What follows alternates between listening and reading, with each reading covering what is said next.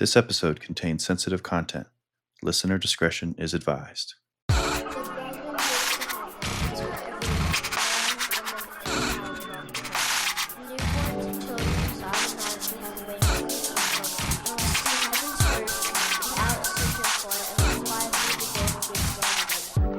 Welcome to the Culture Podcast, where we uncover the hidden mechanics of high control groups, their tactics, and their impact.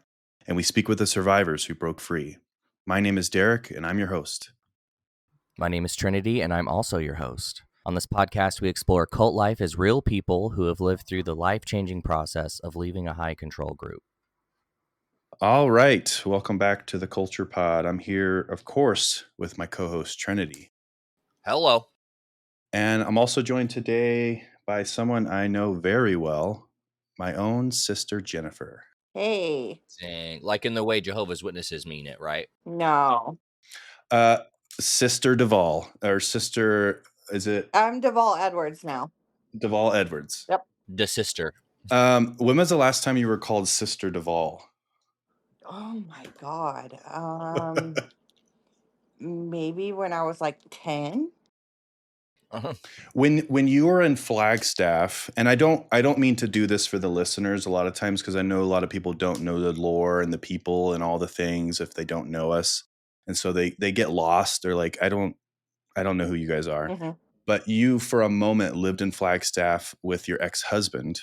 I did. Yes. Matthew. Yes. When you went to meetings then, did you ever try to do a comment? No. God, no. No. Dang. Okay. All right. So you were never called Sister Duvall or Sister McCormick then? No. It's Okay. almost like we were newly people coming into the Kingdom Hall. Yeah.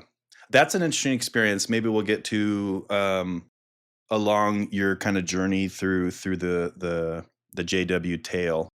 So maybe that's something you totally forgot about, and now I brought it up. But I want to kind of set the stage for kind of your story from growing up as a child. Okay. And really just kind of start kind of with some thoughts early on. So the goal maybe as we talk is to kind of go through this journey of early childhood to where we're at today. Okay. Can you describe what your world looked like as a child growing up in our family as one of Jehovah's Witnesses? So I don't have a lot of memories, but I can say when we lived in Kansas, of course you weren't born yet. Brent, our brother, wasn't born yet. So it was me and our sister Karen. And in all of my memories, that is the happiest time of my life. Mm, And I was 5. okay. I remember, just being like the apple of dad's eye, book studies at the house.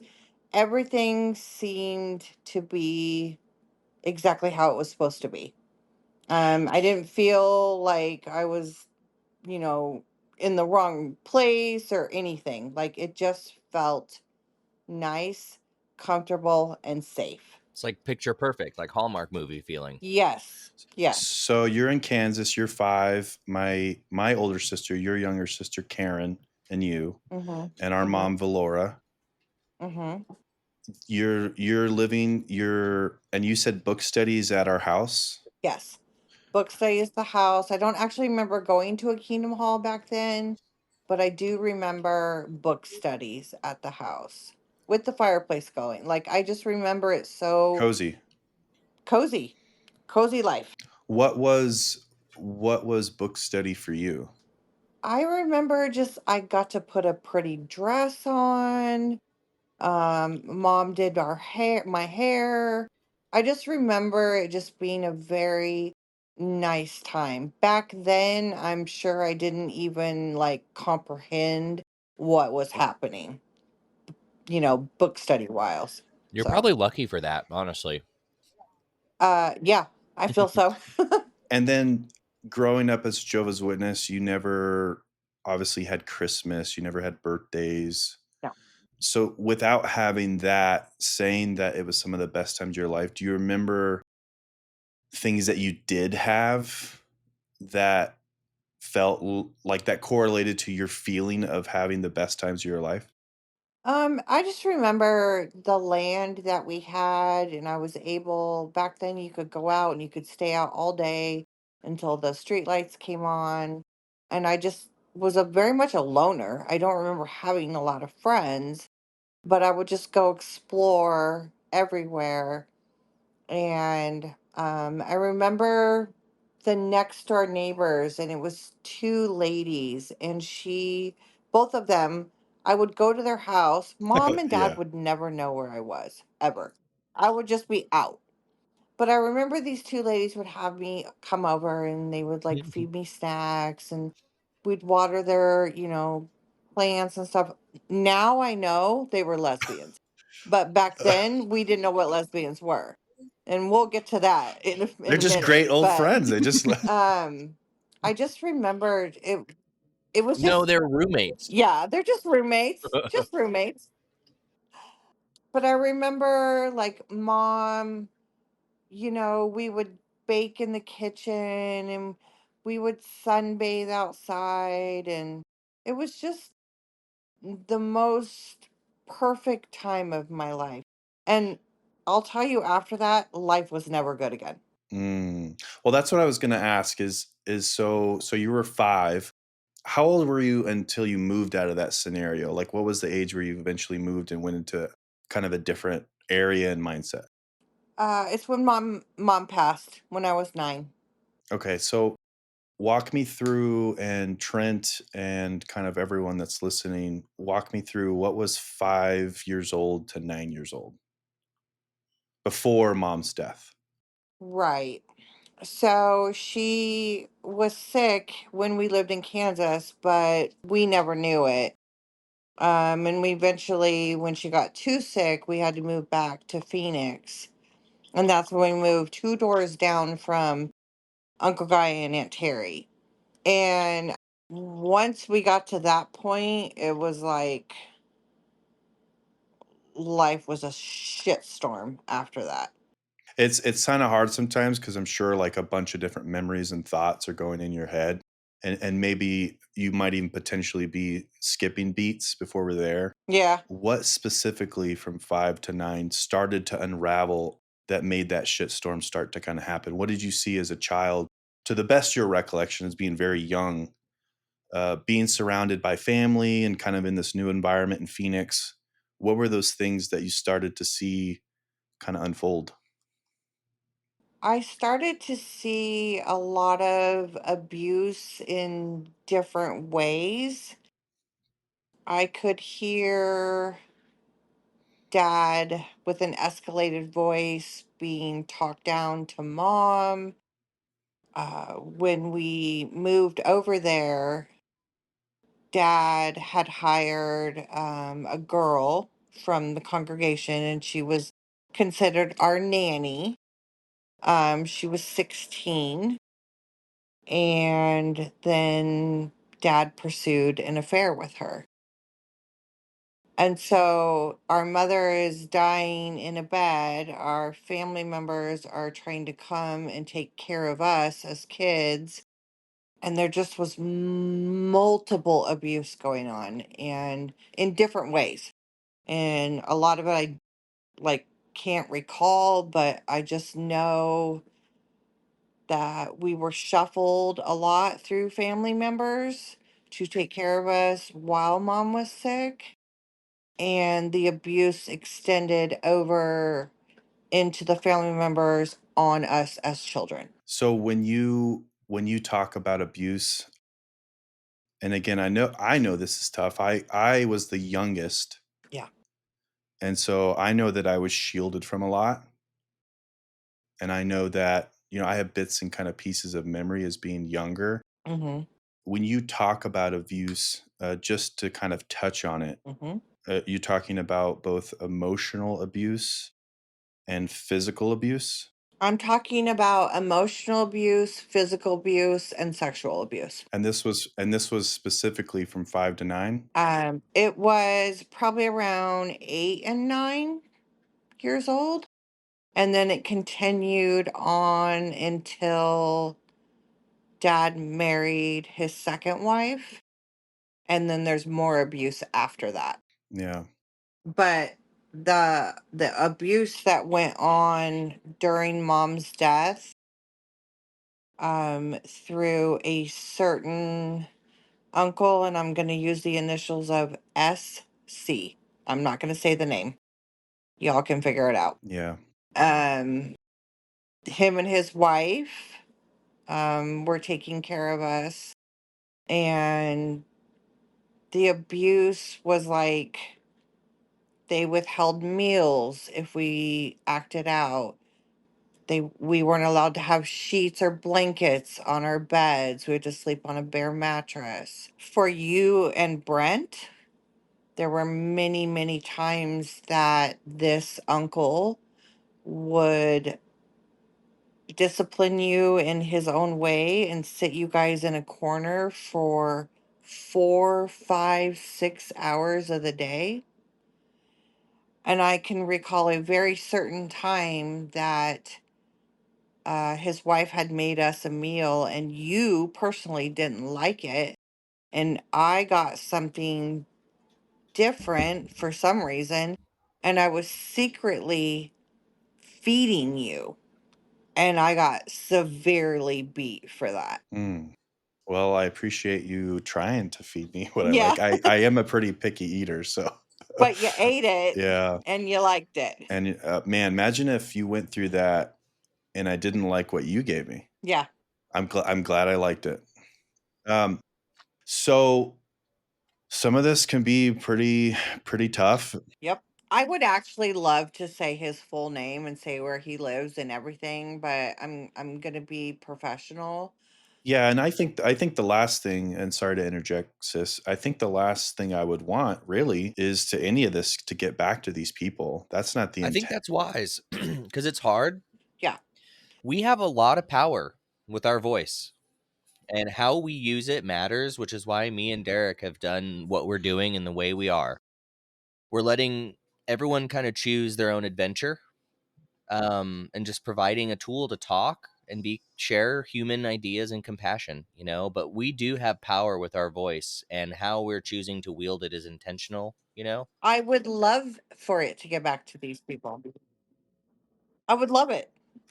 I know that you would, but that's not my intent. My intent is to give people this space to have this message I know. and to allow people to kind of get an idea of what goes on with people as they grow up, not only in maybe an abusive kind of controlling cult or high control group or religion, but even the foundations of what that family is supposed to be, which is kind of what we had growing up. Yeah. And it's like Trent said, this can be pretty powerful as a tool to, really ruin people's lives if it does get out there. And I think the thing to remind ourselves and these people, if these messages get to them, both our father and uncle, is this is never my intent to get out to these people, Hmm. but this world is full of people that have a voice. Yes, Derek, you nailed it, man. And I will say, I have gone to this uncle and I have told him, I know what you did to me on all levels of abuse.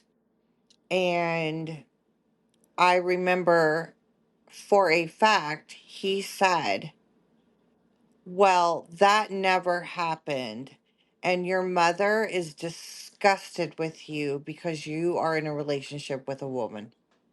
I said, oh, you have the power? You have the power to know that. Really? Did she tell you that? Like, no. Wow. Years later. But And he's speaking for your deceased mother. exactly. Right. His sister. Yeah, because this is obviously years later. Right. I wanna pull it back just a little bit. I know I personally have had this mindset, and I think a lot of people that maybe grow up in a religious environment like this, whether or not you believe it to be a cult or not, you there's a mindset that you have with people in the religion, or even just people that are older than you that you believe to be your caretakers, Yeah, mentors. mentors, and people that you are around, where you're like, this should be a safe space. Do you feel like there's anything that you can recall from the religious standpoint or just the environment where you're like, of course my father should be better than this, or my uncle should be better than this because we're Jehovah's Witnesses? Right. Like, do you recall moments of that where you like, I should be in a safe space here with other adults to talk with that are part of my congregation, and I'm going through these abuses and I'm going through these things where it just was confusing because you're hearing one message when you're growing up in this church or this kingdom hall, and then you're just feeling like a different experience when you go home. Well, I think, to be honest, once the abuse started, I learned how to dissociate. And I learned to numb every single thing out. So I can't really say that I remember like anything going on, because once that happens with a person, disassociating becomes very comfortable. I'll tell you that. Yeah. And it You're not the only one. Me too, sister. it really does. And I have taken that into my life up until today. I am very good at dissociating. Very. Yeah. And so I can't really, I don't ever feel like because dad did what he did with the 16-year-old and was going through the death and all this and buying Corvettes or whatever the fuck he bought that day. Um, I just don't ever, I don't ever remember. No, I don't. Would you be fair to say, like, from that point on, there wasn't very much a trust level Mm, with adults and caretakers at all? absolutely, 100%. I felt that no one, if my dad couldn't protect me and these immediate family members couldn't protect me, no one's going to protect me. And so I'm going to teach myself how to numb out. Mhm. And we can talk about that a little bit further, Yeah. but it was with drugs and alcohol. And You're obviously very young when some of this horrible things are happening, and if you feel like there's a space and you can expand upon any of these if you want. I don't definitely wanna take you to any specifics if you don't want to. But do you feel like, I mean, you grew up believing in God. Was there any moment through this process where you were praying to God, the God that you knew as a Jehovah's Witness, and just like, "What is happening here?" actually, to be honest, I never believed in God. I never believed that there was anyone telling us how we should live or what we should do. I never felt comfortable praying to anything. You would maybe call that agnostic. It took me decades to get to a point where I could find a God of my own. But back then, I didn't believe. I didn't pray. I thought that if this is how this religion treats their family members, I would rather die Yeah. than deal with this. I would rather not be on this earth. I've had thoughts like that too in my past. I just want to say, I mean, there's this mourning that I have felt over what could be my entire life. Hmm. And so I felt that keenly many times. Like, dude, if this isn't real, what is worthwhile? Yeah. But also, like, is it real? I'm agnostic too about many things. Hmm. So I'm just right there with you. I think the easy thing for a lot of people to do when they grow up in an environment they believe to be religious, Hmm. but then they constantly see things that don't add up. Cognitive dissonance. Yep. Yes, I think it's very easy for someone to immediately abandon God as a whole, Yeah. because it's an easy connection point of like, if this is the God that I don't want it. I don't want this God. I don't want any of it. I don't want anything to do with it. And so I do think a lot of people go through that journey of starting out maybe atheist and then maybe kind of transitioning to agnostic, You know, and then moving on from there. And I'm curious to know, as we kind of talk more about what your journey is kind of where you're landing. Mm-hmm. But go ahead, Trent. Sorry to interrupt. Good. I was going to say my first foray into that whole thing of like, if this is God, right, Mm-hmm. was whenever I was old enough to read the Bible. I was probably 6 to 8, and I realized that the Old Testament God was really a jerk compared to the New Testament God. And then when I started to realize maybe Jesus was trying to do away with the Old Testament God and those old beliefs, I was like, oh, okay, well, I like New Testament God. And if Old Testament God is real, then we're all fucked. To be honest, I don't remember reading the Bible. There. Well, sometimes I wish I was right there with you. So I can say that like dad like tried to drill in my mind Revelation 21, 3 and 4. I will never forget that scripture. But to read the Bible, I don't remember that. I remember reading like what is the yellow book? The book for like the children's one. My Book of Bible Stories. Yes. Oh, the My Book of Bible Stories. Yeah. Whoa. Yeah. So I remember that, but as it went and like, oh, you're supposed to read the Bible, before you go to the meeting or your study or whatever. I never read it. I was like, fuck this shit. I'm not doing this. This is stupid. I want nothing to do with it. I never read it. I couldn't tell you another scripture but that one. So you're extremely young at this point, Yes. and you've already made a very conscious decision that God is not in your life. Mm-hmm. And if he is, he's a horrible entity because he's allowed this. Because why would he allow all this shit to happen to us? Do you remember moments growing up where you went to dad and in your youthful, kind of vulnerable state, where you went to him and ever kind of talked with him as like, why is God abusing me? Why are you allowing this to happen? I did go to him and he said that would never happen. That is your mother's brother. He would never do that to you. And I remember saying, why would I make it up? Yeah. What am I going to lose from it? I've already lost my mother. I've already lost the life that was comfortable that I knew and loved. Yeah. Why in the hell would I make this shit up? It burns me up. I'm hearing some of this stuff for the first time. I'm so sorry. It's okay. It's okay. I've been in therapy my entire life. My entire life. Dad I'm going to say has, this ego to where it's like, oh, that would never happen. Oh, I'd never do that. I'm better than that. I'm going to, make $4,000 this week and everything's going to be okay and blah, blah, blah. I can remember mom wanted a house built and dad finally finished the house after she died. 79th Avenue and whatever in Arizona. And I can remember dad partying every weekend. And I remember one night he came home and he passed out on the living room floor, and I was absolutely terrified that I am now going to have to lose another parent. And no 10-year-old should have to deal with that. Oh.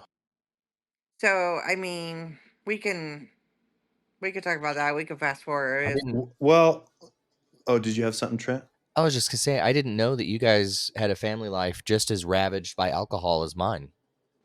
When I had no idea. when my dad married the second wife, Derek, you were too young, but they would disappear for like 10 days and leave 8 children to fend for themselves, being the oldest of 10 and 9. It was like just like constant uproar, constant. So I do want to get there, because I think this is an interesting part of of the story of your life and cross section obviously with mine is so dad walk me through dad's so mom unfortunately passed away. I was 18 months old. You were 18 months. She had cancer when I was growing inside her, Yep. and and then she, from my understanding, passed away about a year or so after I was born. Yeah, I think you were about maybe like 14, 15 months old. You were little in diapers. And they ended up moving back to Phoenix kind of for this. They tried some stuff to try to some alternative things, They did. and just obviously none of it unfortunately helped. Right. And I think the intent was be surrounded by her family. Correct. Dad had no family. No. I need to ask a question. Yes. Was your family witnesses at the time that she passed? Yes. All of them. And do you know if any of the medical guidance at that time hampered her recovery? Like no blood transfusions, for instance. Like I'm just wondering if that was a part of it at all. I don't I, I don't think it ever got to that because mom's wishes were to die at home. She wanted to be at home. She wanted to be with her family. So I don't think blood transfusions came into it. I could definitely be wrong, but I don't ever remember hearing that. And for people listening, that's one of the major things that Jehovah's Witnesses are not allowed to receive blood transfusions because of some scriptures in the Bible. And so they took it very literally. I would like to know what those scriptures are, and please, like, I think they're Old Testament scriptures. it's crazy. You'll ask a witness a question, and they'll be like, "Oh, well, we'll just go to this scripture," and it makes no sense. Yeah. They never make sense. Yeah, there is some Old Testament things that are severely taken out of context, which kind of provide the framework for a modern day religious organization. I'm sure Trent has it. So the scripture is Leviticus 17:10 through 14. It basically says, I provided the blood for you to make atonement for your lives on the altar. It is the blood, the life, that makes atonement. That's why I tell the people of Israel, don't eat blood. The same for the foreigner who lives among you, don't eat blood. Well, that's the dumbest shit I've ever heard. That's the dumbest shit I've ever heard. If it's life saving and we can get to my car accident when I needed a blood transfusion, and that's a huge thing that we need to talk about. Yeah, it's I think it's fair to bring up because that will be intertwined in a lot of people's stories, and my sister's included. But we kind of stopped at 9, and then we're kind of making our way to 15. Hmm. What did your new norm become? From 9 to let's say 11, 12. What was your day to day like? You clearly were being abused by our uncle, and there was a certain level of abuse by dad. There was. I just feel like all those years I was like trying to find survival, like trying to like not only take care of me, but take care of three other children to like make sure that you guys were safe. It was put on me how I felt at the time, that it was put on me to make sure that my brothers and sisters are safe, and I'm literally a baby myself. And dad was very abusive with his words at that time. He I had asked him a question, I'll never forget it. I don't remember what the question was, but he said to me, "I never wanted any of you anyway." Ooh, fuck. Hmm. This is a hard one for me, Derek. Derek, I'm struggling right Yeah. now. God damn it. Yeah. I'm sorry. It's heartbreaking. My story is heartbreaking. No, I'm okay. I just am letting my best friend know, like, because I know it's dad. very sad. It's very sad. And I might cry right now. When dad said that, so at this time all children were born. Mm, yep. It's horrible, and Jen and obviously you and I have talked about this before. there's always a it's always difficult because when you start to learn about generational trauma and when you start to learn about how our parents were parented, there is a part of you that goes like, gosh, they were not set up for success. How are we going to be? And I do believe there's a part of like, especially growing up in the 60s and 70s where they didn't have the resources we have now and the awareness we have now, where there might have been a genuine intent to like, well, let's join this religion. And and have it benefit us. It'll help us. yeah, mom and dad and they're like, let's join this religion. And it's really sad to think what life could have been if mom didn't pass away. I was just gonna say, like, these things never would have happened. None of this. And I don't believe mom would be a witness today. I think she would. She's a smart lady and she would have realized, like, these people are fucked and they're stupid. And I don't believe it. But I want to say, like, for mom's family, grandma, Uncle Vent, thank God for them. Like, thank God. Grandma and Uncle Vent really stepped in and took a huge role. And later on, Uncle Vent was the one that raised me, and we'll get there. Thank God. Yeah. I have nothing but positive memory. Well, I have some funny memories of Grandma Jerry, but I have nothing but positive memories of Vent. He's the best. I probably would be dead if it wasn't for him today. Yeah. Yeah, and I mean, he's a flawed person, Yes. but he's the Yes. model that we wish to some extent was our father. We can handle flawed people. Well, he stepped in and he became my father. Yeah. And we'll get there. We'll get there in a second. So your your day-to-day growing up is raising us others children, and you're 10, 11. Dad's at this time now Off to California trying to find his new wife, being disfellowshipped, going to a, what do you call them? a convention. Convention, seeking out a woman that looks single, being disfellowshipped, and courting her and getting her, like, to like him with his great ego things he does, and marries her. And I don't want to stop your mid thought, but I think what's really interesting, not fully knowing, and I don't know if you would know because you would only be able to know based on talking with dad about this, or maybe Mm-hmm. one of our stepmoms. There's a couple. Mm-hmm. Um, Four. um, how was he able to trick her and coerce her into? I mean, this man is a disfellowshipped man at this point. He's Yes. not allowed Yes. to communicate with anyone in the congregation. And he Yep. goes from Arizona to California to a Mm-hmm. convention where witnesses gather to, praise the Lord and preach and teach and learn all these Mm-hmm. things. And how is he able to find this woman that becomes our stepmother and do this? Okay, so the story that I know is that he went. I don't know how he found a seat and by her, next to her, whatever, but he found her. And he saw that she was without a husband and she had these four kids.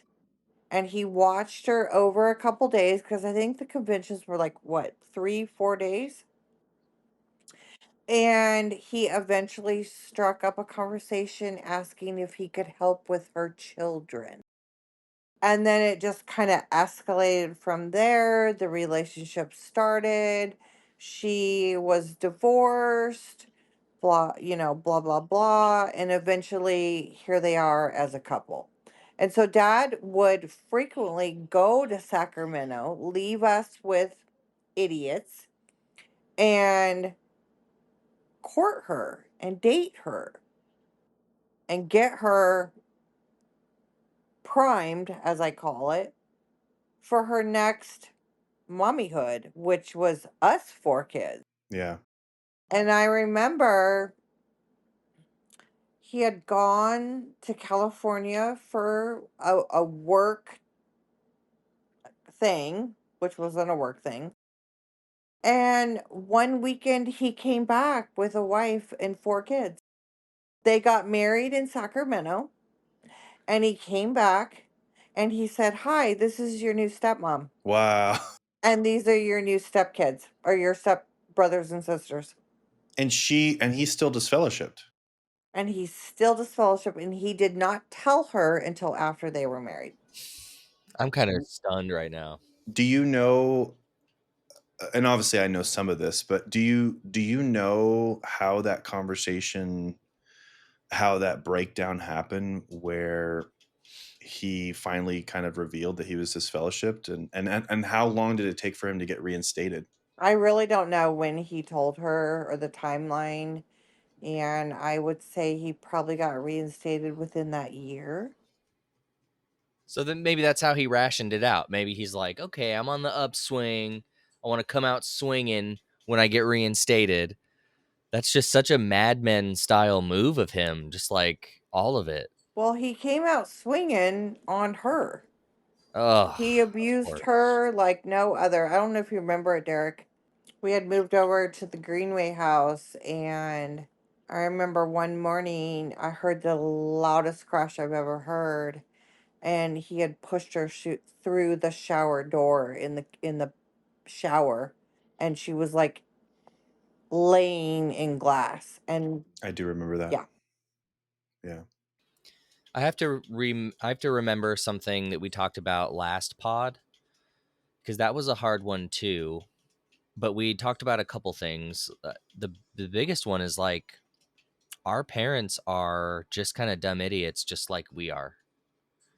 And I don't know, like I was saying it then, but I need to hear that again this time. That's why these conversations are so helpful because I have a lot of love for your dad, but also like I've seen him for who he is, for a long time, and then you find out new things. But Trent, kind of I have to say, it's all an act. He's a piece of shit. Yeah, Trent knows our father. pretty damn well. I've bled and sweat with the man. Well, I mean, we can all be pieces of shit at times, That people say that about me sometimes, though. but he's been a piece of shit for 51 years that I've been alive. It's the okay, yeah, it's the and okay, yeah, Yeah, I think the challenging thing is if you look at the whole pie, if you look at everything, you can't judge the person based on the crust alone. And it's like right. it's I've seen such good from the man in many ways, and I feel like he thinks that he's going to be saved because he's a witness, and all his faults are going to be, wiped away, and it doesn't work like that. And I'll tell you something. He's had multiple heart attacks because he has a bad heart, because he's mean and disrespectful to people. That's how I feel about when certain things happen to people like that. Like, your heart is bad because you're a bad person. yeah. Yeah, I've seen glimmers of our father be a father. glimmer. That's such a great word. Yeah, I have never. And that's the thing that's tough is along the way he's found moments with me that I'll have, but it's really horrible when you have a sister and you have your own thoughts where you're like, he's never been that way for me ever. All I've had is someone that's I'm supposed to be able to turn to, not be there for me, and in fact Right. give me over to abusers. Yeah. And then when I And then when I tell you they're abusing me, you're just continuing to send me to them. It's wrong. I would love to talk about the car accident era. Yeah, how old were you when dad married his second wife? My stepmother. So I was I was 11. 11. And so now you start to have a new norm. Is there a part of you that is hopeful that, okay, I have these new siblings and Yeah, she was lovely. She really, for what she was given, she was actually a really good stepmom. I have nothing bad to say about her. I don't either. I don't. I think she was wonderful. She did everything she could despite dad to make sure we had a good life, cook for us. I have nothing bad to say about her at all. We had so many lasagnas and vitamins. Uh, and brownies, handfuls of brownies. But yeah, I have nothing to say. And it's funny, her name is Gail as well. I have nothing bad to say about her at all. In fact, she probably saved me a lot of health things when my car accident happened because she was there at the hospital every single day. Dad was there 2 times. In a 4-month period, dad was there 2 times. So this, obviously, we know this is a very pivotal moment, and we're getting there.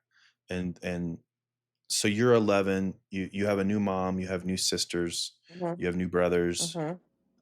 How Hmm. was it like integrating with all the step family now? Did you feel there was a little sense of relief because you had help raising us? Yes, I did. I At first, of course, I'm shocked. Like, here's 4 more kids. Great. What are we gonna do? You're like, do I have to take care of these? Do I have to take care of all of them? But luckily, like, all of our ages were about the same, which was also kind of weird. But no, I was happy. I was happy to have them. It was more people to like have a safe space with. Hmm. When shit was going down, like I knew I could go to Jessica. Um, I can remember Jessica and I, when Gail and Dad would be fighting, we would hide in our closet. And we made like a kind of like a safe space for us, put our pillows in there. It was a place to hide because we knew shit was going down. Yeah. I never knew what you guys were doing in your rooms, but I was happy to have them. Do you remember a thought process of like, oh, we're getting back to this routine of going to meetings? Hmm. We're doing this witness thing again. How was that? Yeah. Yeah, I can remember it was like, all right, we're getting back to basics. We're going to do this. We're going to meetings. We're going to study. Even though I blocked it all out, didn't care, didn't listen Yeah. to a goddamn scriptural, none of it. I didn't like any of it. But it was nice to have a new norm. Yeah. I know. And Gail kept us on a really good schedule. Yeah. I And remember attempts to do, I mean, think about trying to do family study, yeah. and it's like you got 8 kids, and Oh I God. mean, what was I, 3, 4, 5 years old? Uh-huh. And then, like Jen mentioned it, ironically, we kind of had Hmm. counterparts that were stepchildren that were similar ages. So Jen had Jess, who was her age. Um, you know, Karen had April, who was their age. Brent, my older brother, had Micah, his age, and then Josh, rest in peace, had me. So it was really interesting, and I do remember them trying the whole family study thing. So family study, for people that don't know, is they really tried, the organization, the society, the Jehovah's Witness faith tried to really establish routines. And so, let's go to meeting on Tuesday for an hour and a half. Let's have family study on Monday or Wednesday. Let's have personal study. Let's go to meetings on Thursday. Let's have a studying session for preparation for field service or ministry on Saturday. Can't wait to talk about field service. Yeah, so, it was very much a routine that they tried to put in place to just keep you on that spiritual path. Yeah. So you're 13, 14, you're trying to Uh-huh. help out, but you have help, and, how's kind of the family study and the going out in service, and also just the family dynamics of growing up with step siblings and, other teenagers and ones in the house. How is this at this time? Um, it was exciting. Like, we were living in Sacramento at the time we had moved, Yep, we moved to California. and it was exciting. Like, I don't know, new school, new friends. Like, Jessica and I were starting to be a little rebellious, like smoke a cigarette or, just kind of. I remember we were in junior high and the whole like fen diet pill was out. And we were like, let's try it. So we tried it. It gave us energy, which will lead into other drugs. But I just remember living in Sacramento in the beginning was nice. Yeah. Beautiful state, like beautiful. Yeah, Um, everything's beautiful coming from Arizona, yeah, Phoenix, Arizona. exactly. Exactly. I don't remember at the time dad being abusive towards Gail, but I can remember I got caught smoking a cigarette and dad beat me with a belt. Mm. Yeah, Beat me I remember to where I lots of could it. barely stand up. Yeah, he was bare, tushy, with hand or belt. Yeah. Obviously, a lot of memories of Brent And Karen. and He would Karen. chase Karen around the They house. it Brent would laugh, and he'd get beat harder. Mm-hmm. Mm-hmm. I don't know, there was something about Brent. Um, Poor kid. I don't know. And I remember at this time getting a little bit older, we would have a family day. Yes, it'd usually be the day after Christmas, and Gail would get us presents. But we couldn't celebrate Christmas. But the day after, she would get Yeah. us all presents, and we'd have family day. Yeah, I think it was an effort to try to give us something, which I think was nice. Mm-hmm. What's interesting is my memory and recollection was family day was their anniversary. Oh, wow. I don't So remember that. we maybe it did Mm-hmm. change over Mm-hmm. time. Maybe as they started to not really love each other anymore, they're like, well, let's just use this date to celebrate the kids Mm-hmm. because there's no celebrating us. Uh, We would also get turkey the day after Thanksgiving.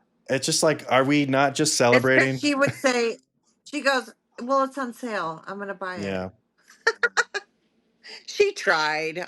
she tried. She tried. I have no ill will for Gale number two at all. I do not either.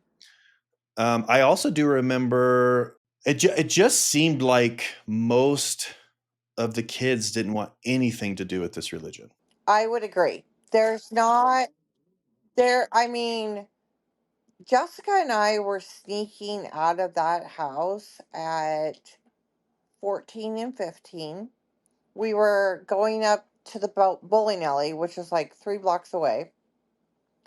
And I can remember the very first time I was offered drugs, and I was 14. And I looked at Jessica and I was like, all right, let's do it.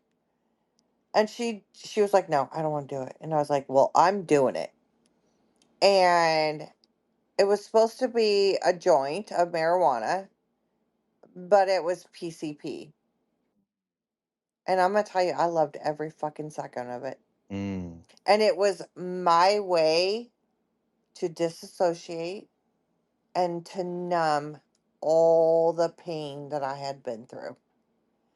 And I carried that drug abuse into very hard drugs, into my early 20s, into my 30s. I became a heroin addict, a crack addict. It was all just to numb all the pain because I hadn't figured out a way to stop the pain because it just, my brain and my mind just would never stop. Well, I mean, you said it before. You didn't have a safe space to go back to. The people that you're supposed to rely on as a young adult and a child, just over and over again, there did not give you that space. No. And I can kind of back up a little bit. Like, I obviously was a teen mom. How old were you when you had your first child? So I got pregnant with Macy when I was 17. I had her when I was 18, What was it, 91? 91. And the reason, and I'm going to say this nicely because I don't want my kids to hear this and think any other way, but I knew that no one else loved me, and I was hoping that these babies would love me. Mm, And that's why I continued on with the pregnancies. I didn't have to, but I chose to because I wanted someone to love me. And that's fucking sad. yeah. I think it's beautiful. Do you? Yeah, because I have kids.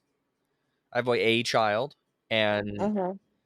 there's this episode of The Office, um, with Michael Scott as a kid, and he's like on a Mm-hmm. TV show, and he's like, "I want to have 100 kids," or like, "I want to be a manager because then everyone will have to be my friend and they can't say no."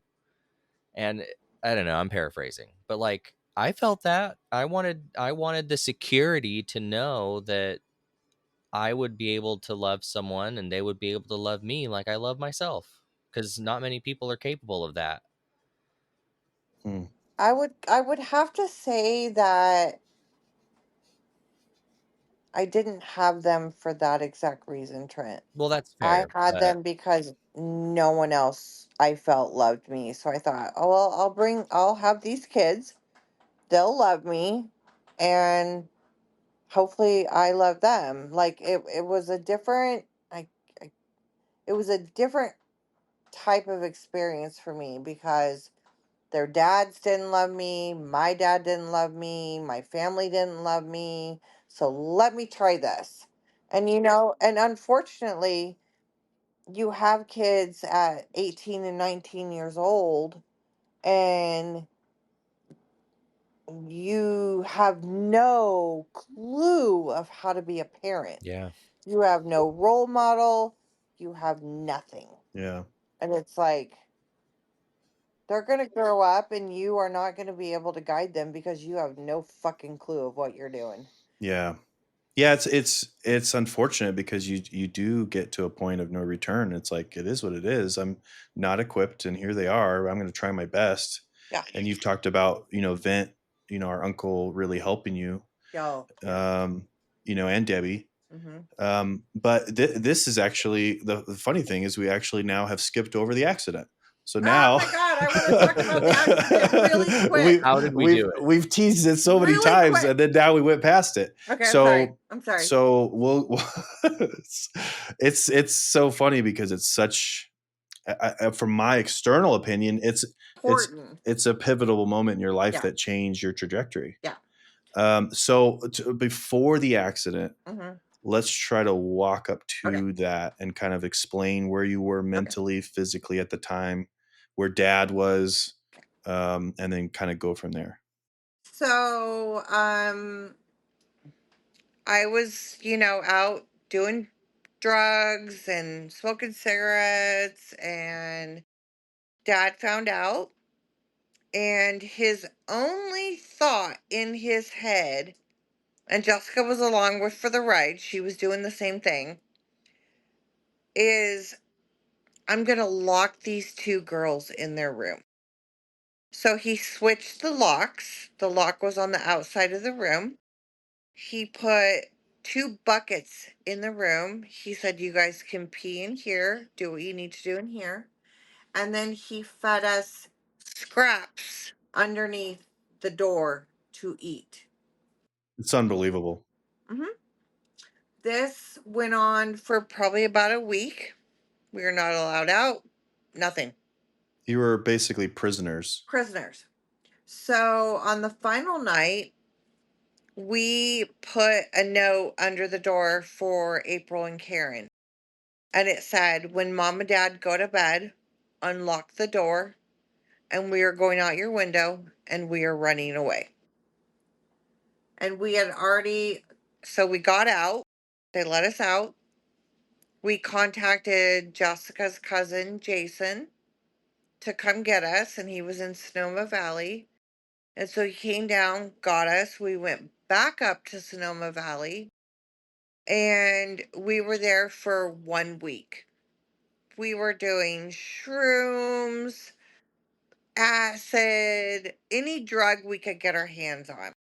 So the final night, we hitchhiked, got in a car with people we didn't know. We went up to the top of a mountain, and the kid that got us, he said, "Do you guys want to do coke?" We had never done that. And I was like, "Yeah, sure do." Jessica, no. I was like, "Give it to me." On our way back down, he stopped the car at the very top of the mountain, and he said, "Let's see how fast we can take this turn."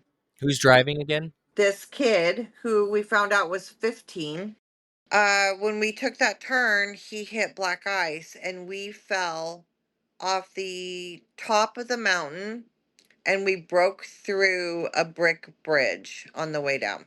In the moment, the last thing I remember is seeing goats for some reason. I don't even know if they were real, but goats. And as we took that turn, I was sitting in the front seat, and I was like, I gotta get in the back seat. Like, I I don't know, something in my head was like, get in the back seat. So as we did that, we went through the brick bridge, and I went butt first through the windshield, and then I ricocheted through the back windshield with my head. So I literally broke my entire body. So Sonoma is what, about 2 hours from Sacramento? And so Jessica was the only one to get out, and she ran as far as she could until she saw a house, which she says was about 3 miles away. And from the sound of the impact, they had already called 911. And so we get to the hospital, and I'm put on life support. And they tell dad she's going to need a blood transfusion. And dad said, no, nope. And they said, you know, your daughter's going to die. And he said, uh huh. So basically, I was told, you'll never walk again. You'll never have children. Your injuries, you'll be in a wheelchair for the rest of your life. Obviously, I proved all that wrong. But when I got home from the hospital, obviously I needed a lot of care. And that's where Gail comes in, and God bless her. Thank you. But the first thing when dad and I sit down together is he says, "You owe me $600,000. What?" And he goes, "Your hospital bill." And I was like, "You don't have medical insurance?" He goes, "No, and I'll be billing you." It's unbelievable. If I didn't already know this, I would be even more like, are you kidding me? I'm your child, and I almost died. And thank God that the hospital intervened and got a court order, and I got the blood transfusion. Thank God. Well, that's what I was gonna say is it might sound very harsh, like, "Oh, our father just wanted you to die," which there might be an element to that, but that's how Jehovah's Witnesses are taught to handle that situation. It's not a, "I just want my child to die." It's more of like, "I would rather have my child die knowing that they passed this test for God and that I'll see him in the new system." And they're gonna come back in the Yeah. Yeah. paradise? Oh, okay. Yeah, no. Well, Derek just said it too. Like, It always comes back to the beard discussion that me and you had, Derek, about how something as simple as a beard can mean that you do not make it through Armageddon. Because if you just have the wrong heart condition, you're out, you know? I mean, watch it come out in 5 years that blood is okay. Oh, it will happen. You don't know this, but in the years that have gone on since your horrible tragedy, which we'll continue on talking about, they have made so many different little rules and exceptions and blood fractions and things you can do that you couldn't do when you were in this horrible accident. There have been situations where 1 week goes by Yeah. and this blood rule, this blood doctrine happens, and a week earlier there's a hard rule: no, you cannot do this thing, and many children will have passed away in a hospital because of this hard rule. Hmm. And then the next week they have new light, and then now it's like, oh well, you can kind of do this little blood fraction. This is now Yeah. okay, and it's like, oh, okay, all these children have now died. Hmm.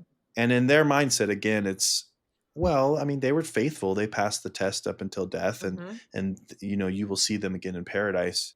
And that's just literally just a moment in the side of this horrible story that you're telling. But yeah, it's horrible. So you get back home, and your stepmother, who seems like has been such a better parent to you than our own father, Yeah. is bedside with you Yeah. and really starting to help take care of you, and dad is saying you have a bill for 600,000.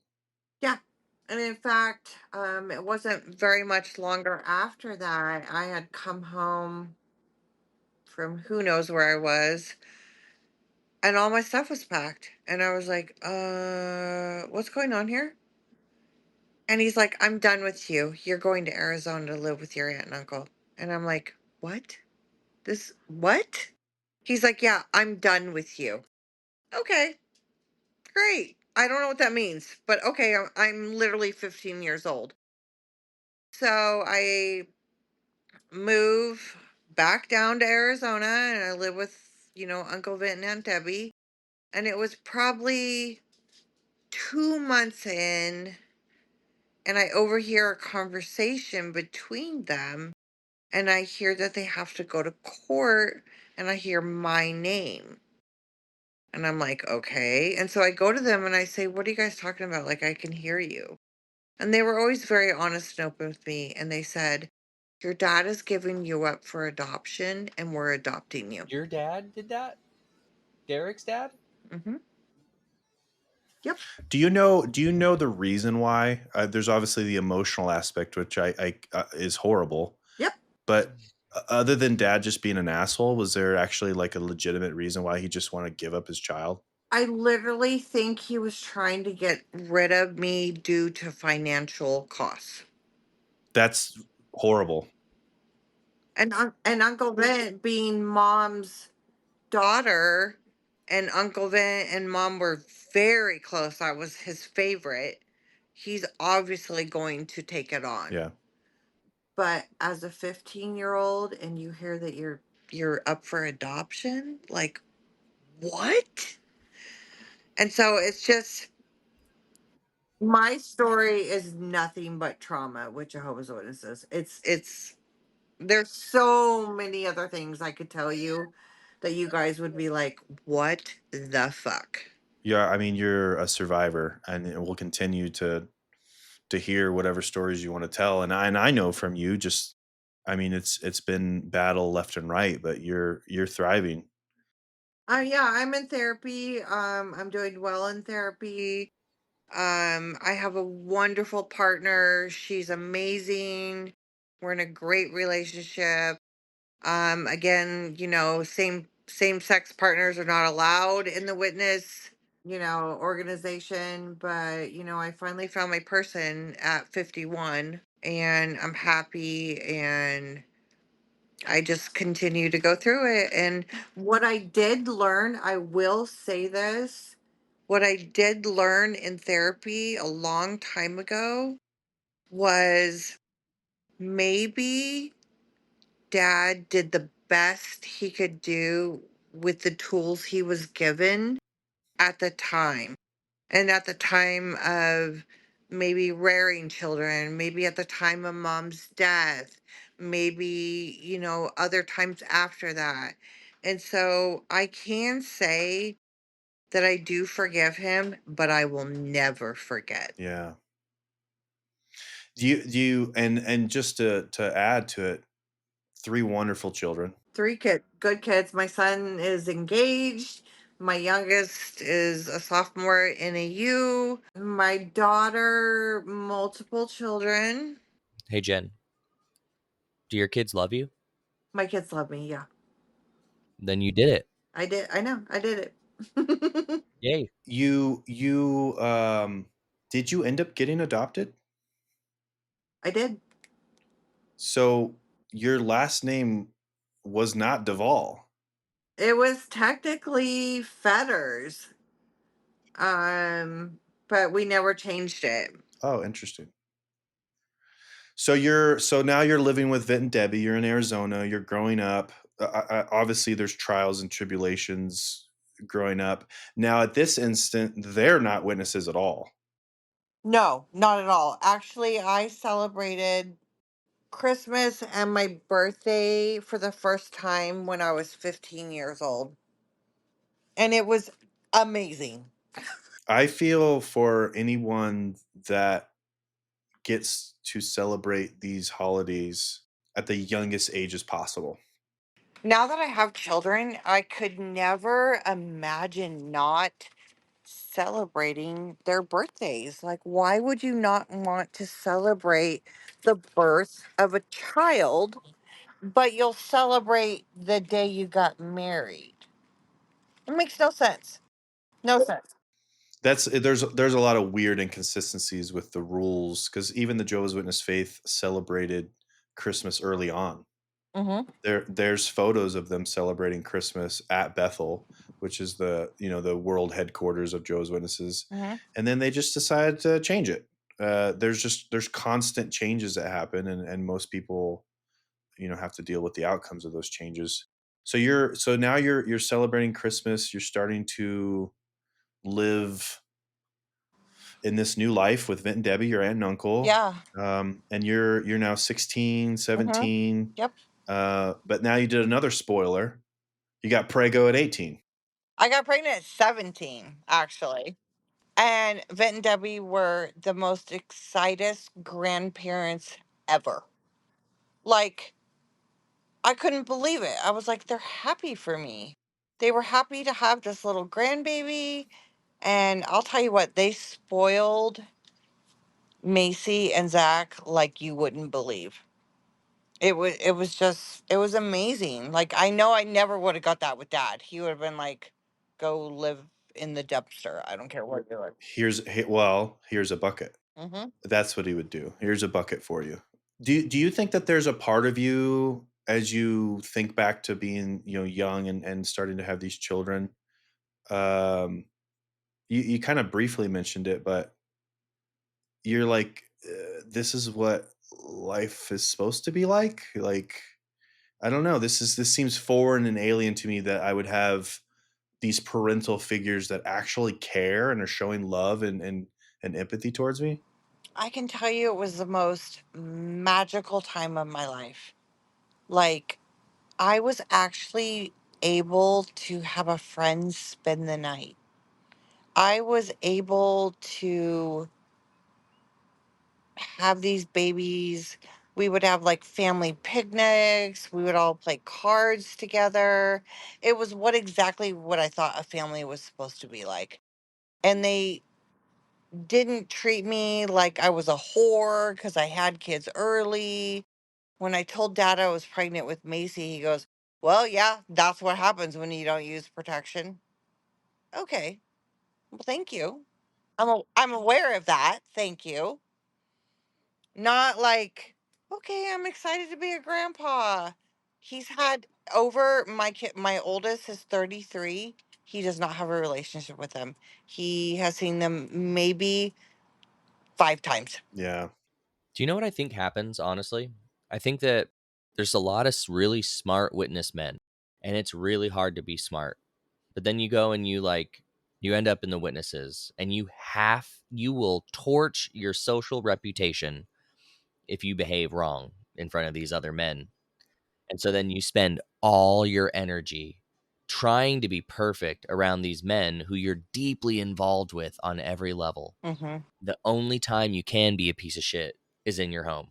Yeah, I agree. And so it's like the family's getting the remnants of, I have done fucking social gymnastics all day. I've served God and been perfect in every way.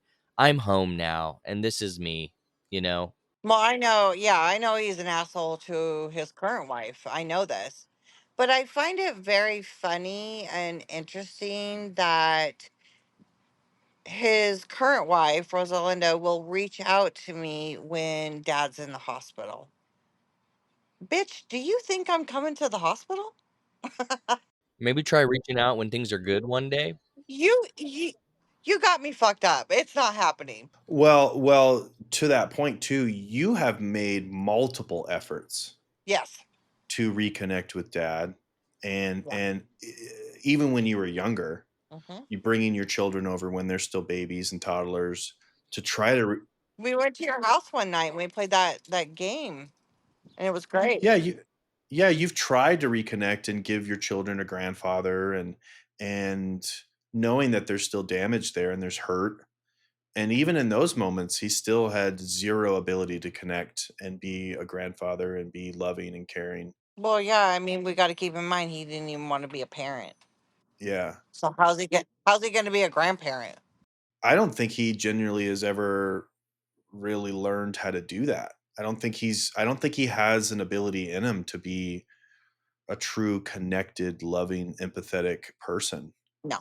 I give an example when I talked to him and I told him that I was on Lexapro, and no emotion, no thought, no like, oh, what's going on? Like, do you want to talk? Like, I had no idea. Like, No. there's no empathy in him. He literally is just like, oh, okay, well, okay. That's the whole other thing that ex Jehovah's Witnesses tend to deal with is mental illness.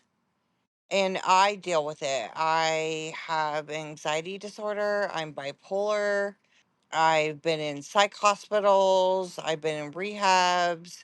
And I think because of the trauma of from this religion, people have a lot of mental illness. I've had several people in my life commit suicide that were Jehovah's Witnesses.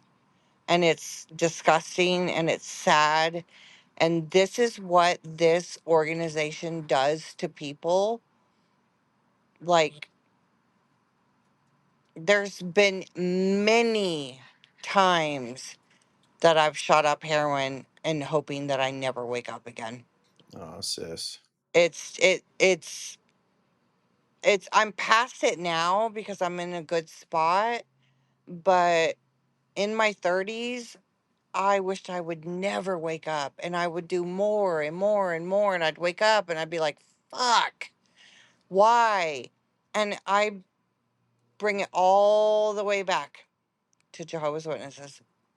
I guarantee you, if mom wouldn't have died and these things wouldn't have gone on, and I maybe wouldn't have had a mental illness, I maybe would not have been addicted to hardcore drugs. I maybe, I don't know. I just would say that for, I guess, for the people that are out there that are newly out, seek therapy. Therapy has saved me. Yeah. It really has. I'm so thankful that you're still here and that you're still fighting and you're learning and you're growing. And when we talk, I see your growth. Same. I see the steps that you're taking, and it takes time, and everyone's on their own kind of separate journey. There's no comparison. You are healing and growing in the way that you know how and can at your own pace and space. And I'm just so thankful that I still have you. Thank you. I'm actually thankful to be alive today. I'm glad I got past it. And I'm sorry for some of these shitty things that have happened to you. And I want to say, like, We intended this to always be a really genuine discourse, and it is. I still have love for every single person we're talking about, and I'm sure on some level we all do. I mean, we're all flawed, imperfect humans. We know it. We're not casting judgment. I was just reacting real time to some shit I never knew. Yeah. My story's sad. It's sad. It's not. I mean, there's so much beauty, and we're going to probably have you on again, and maybe we'll talk about some happier Mhm. things, but as people, this is the thing. We can love each other, we can forgive, we can also hate and Mhm. hold on. But at the end of the day, we kind of all, just like we all have a credit score we never asked for, Mhm. we have it. And we have a social credit score too. And it's just a given. We never sign up, but we're beholden to the terms of the social contract. And every single episode that we have of these, I'm just reminded of my own humanity, the shitty things that I've done, and how shitty life can be whenever the social contract is applied Mhm. to us, Yeah. And I don't think any of us are here to hurt anybody, but the fact is we all make decisions every day, and some of those facts ends up just burnt into the memories of the people who they harm. And so I think our goal is to overall share a lot of positive thoughts too, and we'll over time get the lessons from all this hard Mhm. shit, and just talking about it may help somebody who is feeling something similar or did in the past and now Yeah. it's Well, okay. what? So I guess I'm just saying we're not bashing No. dad or dads or No. anybody. We're just talking about Yeah. our I lives. can say, like, my therapist, my current therapist, has told me, forgiveness for that person is not for them, it's for you. Yeah. And I hold that true, and I do forgive dad, and I don't quite forgive yet, but I'm working on it. That's beautiful right there. Yeah, and it definitely isn't for him, because never going to be for him, but it's always going to be for me. And so I can progress and be a beautiful human and a good partner and a good mom.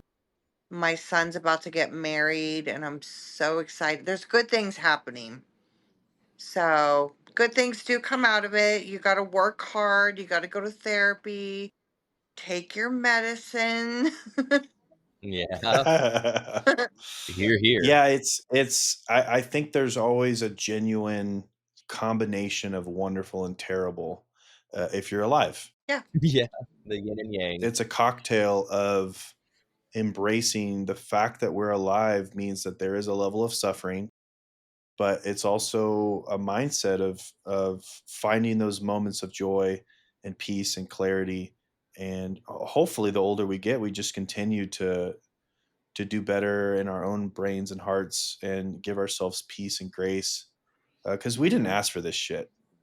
Oh, Yeah. fuck no. And honestly, neither did our parents who landed us in this religion. I genuinely think Yeah, I agree. that they were all just searching for something, and damn if we didn't ask for any of this. And the unfortunate thing is, as Jen, as you've had children young, and I've also unfortunately faced consequences to you and how you grew up. Yeah. So it's literally, as Trent is saying, that for the older generation, there is a similar application to your own children, where it's like, well, fuck, this is horrible. Like, there's no intentional abuse necessarily, or mishandling of things, but it's like you were not set up for success.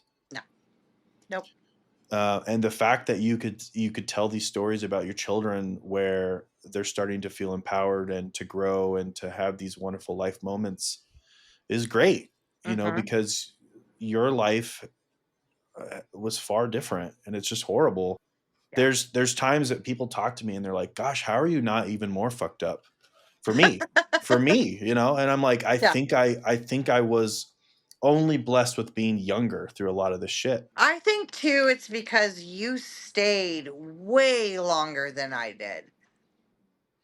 Yeah. Me and Derek really believed. I'm We really We really believed. believed. so sorry. I don't think I believed since I was like the age of 8.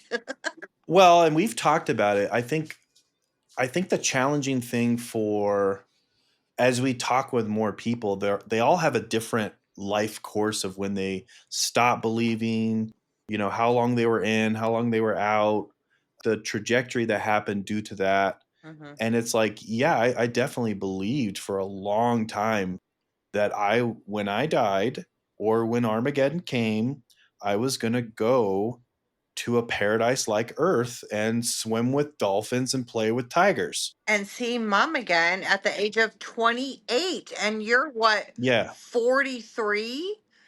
Uh, it doesn't make any fucking sense. that makes no fucking sense. It sounds like a fairy tale cult, and when I say it to people Sounds now, like a damn golden book. yeah, yeah, when I say it now, it's just like this. It's crazy that I believe this for so long. Yeah. But the other tough thing, and we've talked about this in the past, is everyone has to wake up at their own time. Yes. Because I know that you knew that it was bullshit, and it's like, how do you say something to go like, well, Derek, brother, like, this is bullshit, right? Right. Because I wasn't ready to hear that message. Correct. It would only be a message of like, oh, my sister, she's contaminated. I need to keep my distance. She's bad association. She's fucking shooting heroin. Like, oh my God. And so that's the toughest thing, for people that are listening that may be dealing with, every witness or former witness still has witness, or anyone in a cult for that matter, it was Mormons or, Scientologists, or, pick any fringe Mhm. group, like you have people you're connected Mhm. to that it's challenging because they're still in. Yeah. They still believe. And the interesting thing about dad, I think the conflicting thing is I don't think he fully believes. I don't think he does either, but he has really no other choice. Yeah, he has no other choice. He's made his bed. He's got to lie in it until the end. Sunk He's cost. like, what, 75? I think so. Yeah. Yeah, I mean, like, he's gonna die any damn day. Like, Well, his dad died in his 90s, so it's it's possible that may be a thing. But it's sad. I think that there's a part of him that knows that he's gonna die, and he royally fucked up his entire family, including all of his stepchildren. Mhm. It's 8 out of 8 didn't make it into the promised new system of things. Nope. Uh, it's bad. So you failed. So, You failed. dude, I whenever you work in money, Mm-hmm. like business, you hear this story constantly. This is like one of the oldest tales of all time.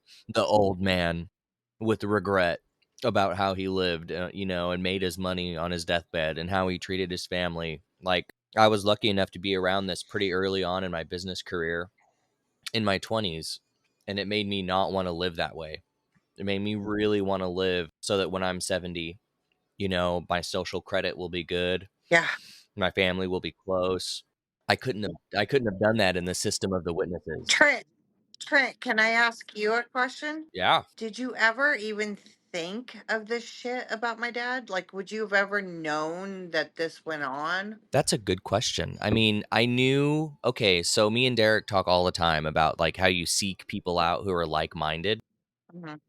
and I knew that in some ways he was like-minded to us. Like, I knew, okay, because I was an alcoholic, Mhm. and I still am, but I haven't had a drop in like 2.5 years. But Good for you. I clocked him as a functioning alcoholic Yes. pretty early on, and knew he would party and Mm-hmm. could drink, Mm-hmm. and that like he would get relaxed, the real dad would come out. But I loved him. I always knew that he was kind of down, but I never knew to what extent because he was an elder, and so there were things where like I would ask him specific things, Mm-hmm. and I knew by his reply that his actual reply was, "I'm not going to answer that," Mm-hmm. you Mm-hmm. know, and he would give me some slick little side. And I'd be like, "Okay, man, I see what you're laying down." And then I saw his way with women, Mm. and I knew, "Oh my god, he might as well be my family. His last name might as well be mine because Mm-hmm. he had the machismo and the fucking charisma." Well, that's the thing that's hardest for people to understand about people like dad.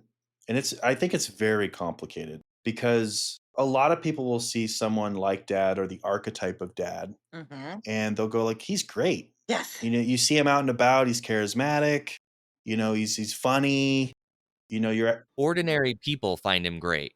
and extraordinary. Yeah. Oh, he's an elder, he's a pioneer, he's always good for a good time. He seems caring. And I think that there's a level there where some of that's there.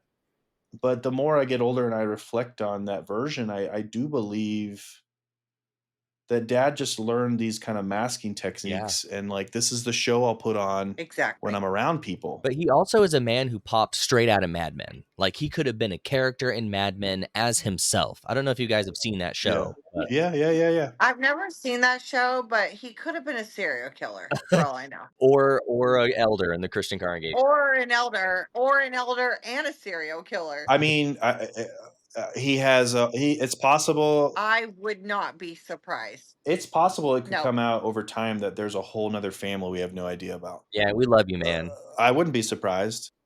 And again, I think if dad hears this, it's very nuanced. And I think, maybe it takes a year or 2, 3 years, whatever. I have love for you, Father. And that's okay. This is But you can't deny that there's a lot of fucked up shit that happened because of you and the way that we were raised in this religion. So I will say, like, Dad, if you ever listen to this, And I challenge you, Jen, to not share it to him. So let him naturally find it. I'm not. I'm not going to share it, but I would like to say that when people ask me if my parents are still living, I say no. yeah. Yeah, it's so sad. It's so complicated. It's hard to have a parent, and over time, as we continue to talk about our lives through these podcasts, it's hard to have parents or relatives that are still alive that you treat as dead. And Hmm. I want to say something. Because if they're truly dead, they're dead. They're dead. But if they're only kind of dead, they're still kind of like, well, maybe one day, I don't know. Maybe they'll come back and apologize or say certain things, and so it's just extra complicated. Not this family. What were you gonna say, Trent? We're gonna get to a little bit of a Yeah. closeout here as we Okay. as we end Sorry, here. I took up like an hour and a half. No, it's fine. There's no time limit. Okay. I want to say the quiet part out loud. So, like, when the Christian congregation was formed, there were a lot of closed door, small group meetings where truth was spoken freely. And that's the spirit of this room, I think, in the sense that we're just like a bunch of humans in a group talking about shit. And this is like a private closed door session that we're letting the public see. And I'm sorry, and everybody who might, and yeah, everybody, all the names. I'm sorry, man. This is the witnesses and Hispanic families and white families and families of all types and humans tend to have like private shit. Yeah. Yeah. We tend to have private conversations, and it's not often that we like are talking about them in public. So that's why this feels uncomfortable. I'm so appreciative of this podcast because it's going to be therapeutic for a lot of people. Like, I talked about shit today I haven't talked about in a minute. And I will say that it's been very nice that we have an open discussion about abuse in the Jehovah's Witness organization and what goes on. And I'm thankful to the both of you for allowing me to come on here and tell my story. Well, we thank you for being here and telling it. Yeah, I mean, that's the intent. I really genuinely, want to be here available for people that want to talk. And I think the nice thing about a situation like this is we get it. Yeah. Been there. Like, we genuinely get it. But we can sit with a listening ear and an empathetic ear and understand that while we may have not, and no judgment, while we may not face similar And no judgment. things, we understand that like some fucked up shit happened. Mhm. And it's kind of a result of our parents and how we were raised. And what I was going to say too, along the lines of what we were talking about before, if these people didn't do this shit to us, we wouldn't have a story to tell. Exactly. Don't start no shit, won't be no shit is a rule, just like Fight Club. Exactly. You know what I mean? So it's hard to look back and go like, well, yeah, well, that was 20 years ago, 30 years ago. Maybe at this time, they're a better person now. Maybe. Doubt it. But we're talking about trauma and problems that you created 20, 30, 40, 50 years ago. Yeah. and this shit lasts, Mhm. and it takes a long time Yeah. for people to recover from the shit that you did to us when we were children. I mean, okay, I'm 51. I started therapy, I think around the age 18. I have been therapy my entire life, adult life. And yes, I'm better. But the shit still happened. And it should have never happened ever. Yeah. And What sucks is that as survivors, we're left with the memories of how our reality felt. Because in their reality, they diminish it. and we're left, they get off scot free, and we're left with the work. We got to do the work now. Yeah. We got to take care of the mental illness. We got to take care of the drug addiction. We got to take care of all the therapy. And they're just sitting there over there reading their fucking watchtower. Get the fuck out. That's why I think conversations like this are so important, because Get the fuck out. Yeah. we're airing it out. And this is like, we can accelerate our healing by talking. Mm-hmm. It's free. Yes. Yeah, you talk this shit out, and I do believe that, you know, the people that are listening, whether or not, Mm-hmm. you know, I think the majority of people that Mm-hmm. are listening are people that have been through this shit. Mm-hmm. That's why they have a curious ear, because they want to see like, Mm-hmm. oh, do I have comrades? You know, I've been through this shit with other people to a certain extent, Mm-hmm. and I think that there's an ally ear out there as well. Well, people maybe have not been through a similar experience, Yeah. but they want to be as empathetic and understanding as possible. And the way to do that is to listen Yeah. and to hear that this shit's real, and people have been through stuff. So I'll close out with a few questions just to kind of get your pulse on a couple things. But if you could, Hey, wait, can I say Mm-hmm. one thing real quick? no, Please. yeah, go ahead. So I think that, like, as I think through this, there are going to be hard conversations, and there's going to be these hard things we talk about, and maybe it will get back to some of these people. Mm-hmm. I have advice. I genuinely think, like, me and Derek, especially, we've made a practice of, like, admitting our faults and then being accountable to each Mm-hmm. other. Like, what a concept. But, like, as friends, we do that for free, and it helps us both. Mm-hmm. Mm-hmm. And so, sure, the shit on this podcast is uncomfortable, and the one before it was uncomfortable for me, and it sucks, but this is shit that happens. If there was no shit to talk about, we wouldn't be talking about it. Exactly. We can shape what our future looks like. We can shape our future podcasts. All of us. And maybe some of these people will have good conversations with. Mm-hmm. That's what I hope. And you can't control what's going to happen, but maybe we have good conversations, and maybe we have good follow-ups. Maybe we get an outpouring of support. I don't know, but it doesn't have to all be bad. Like, we choose the future. No, it definitely, I would say my story is actually a success story. Like, I am successful. I have Yeah. overcome all this, and other people can too. What I would say was, like, most Jehovah's Witnesses are going to stand firm in their belief. And what we need to realize and what we need to remember is, well, I guess I'll speak for me. I don't think about the Jehovah's Witnesses on a daily basis. I don't think about them. I really strive to just move forward. And I think when I start to dwell on it is when I get myself in a unsafe spot. Yeah. Same. And so if I'm like remembering and all this fucking bullshit and I moved on it, 20 plus years, for me, I can't think about it every day. Yeah. Some people can. Some people want to, keep hashing it up and doing this and doing. I don't. Comes and goes in waves as you process your trauma. Yeah, It's just like sobriety. I would say that. Yeah, So for me, it's true. the reason why this took 5 years for me to do this is I had to get to the point where I felt comfortable and strong and solid enough to dive back in. Yeah. Did you have any friends that helped you with that, Derek? Probably not you, Trent. I can't think of a single person at all.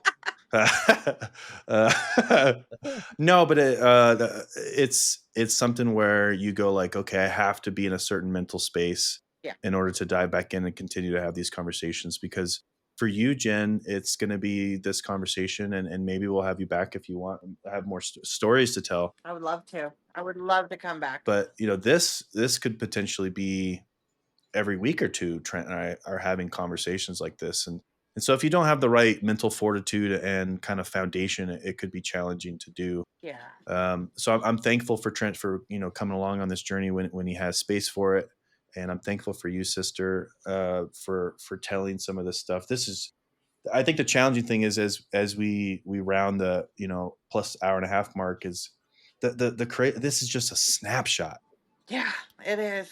We have to zoom through it. and it's I'm sorry it took me so long. it's like, for people listening, there's going to be gaps. There's going to be like, oh, maybe we touched on something that you have an extra question about, and by all means ask those questions. You have our socials. Yeah. I know that Jen would be happy to expand, if there's enough questions or things that we follow up on, Yeah. do so, because it's hard, in this time frame to fully touch on everything and explain everything and all the names of all these people. Yeah.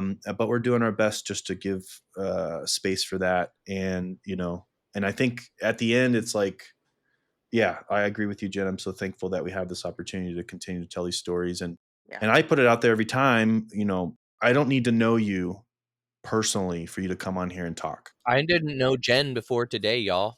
I just met. This is my first time talking to Jen. It's not my goal. I didn't know Natty at all. So, and you didn't know Natty, Now I do. but I do want to close out. I'm hoping that we sneak in under the 2 hour mark. I'm so sorry. It's okay. It's totally fine. There's no time frame. You're a record holder.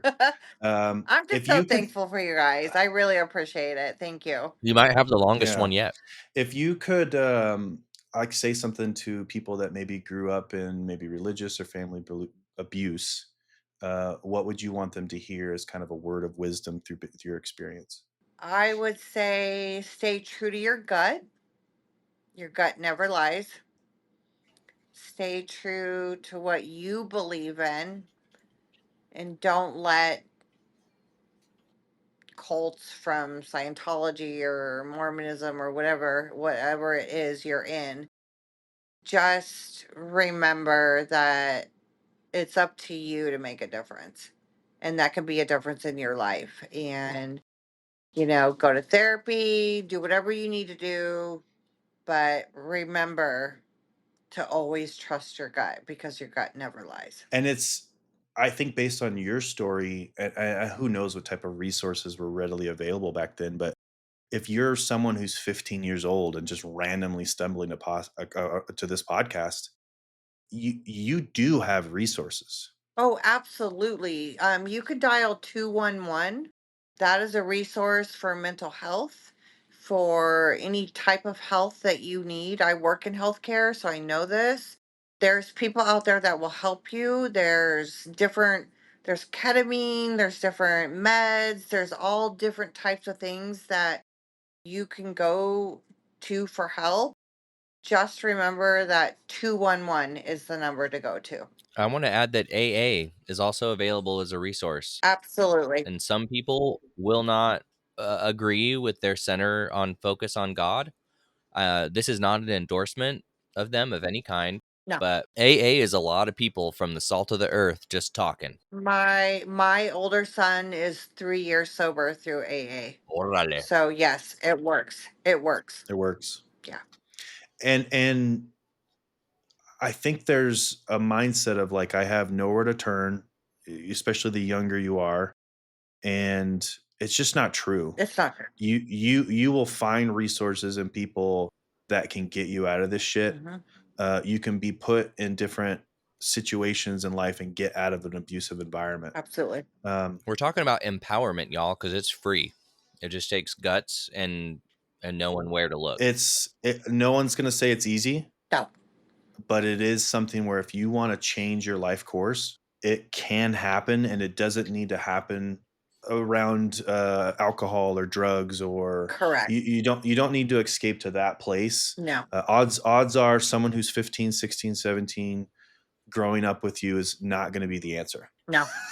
you know And I could say, like, please don't take a pill. Fentanyl is out there. It'll kill you. I've lost a lot of people to fentanyl.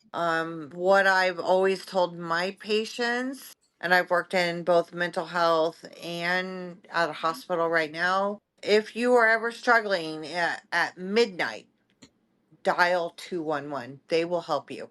They've helped many of patients that I worked with. So please, please, please don't turn to drugs and alcohol. Thank you.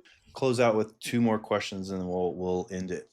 What does peace or justice look for you right now? Oh God. You know, my girlfriend and I are probably going to end up in California, and I'm looking forward to water and the beach. Just, the kids being happy, kids getting married, kids graduating from college. I've only had one kid go to college, and I'm super proud of him. I just want to live on my terms, Yeah. and there's not going to be a religious organization that's going to tell me how I can and cannot live. And I'm just happy doing what I'm doing. I actually, for the first time in a very long time, and Derek knows, but I feel safe. Yeah. Yeah. Yeah. And along those lines, what are you the most proudest about about who you are as a person today or what you have accomplished? I am most proud that I'm a good mom. Good, as you should. I've been through hell with these kids, and I'm a good mom. I never judged. I never do judge. I just try to help. I'm a good partner. I didn't have good. You definitely are a loving partner. I love fast, but I love my partner no matter what. And I'm proud of that. I'm proud that I'm able to love again. I'm proud that I'm clear headed enough to love.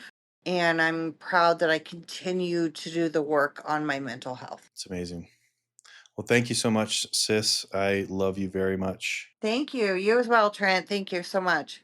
And I look forward to hearing you with whatever message you want to come back on the pod with. Okay. Thank you, guys. All right. I love you too. It was great to meet you.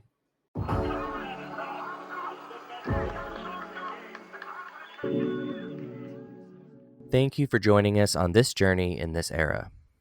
If you found today's episode valuable, please share it with someone who might need it. Check the podcast description for our socials and other information. Please consider supporting us at patreon.com/culturepod. If you'd like to tell your story, please contact us at cult.chur.pod@gmail.com. Until next time, stay curious, stay critical, and stay free.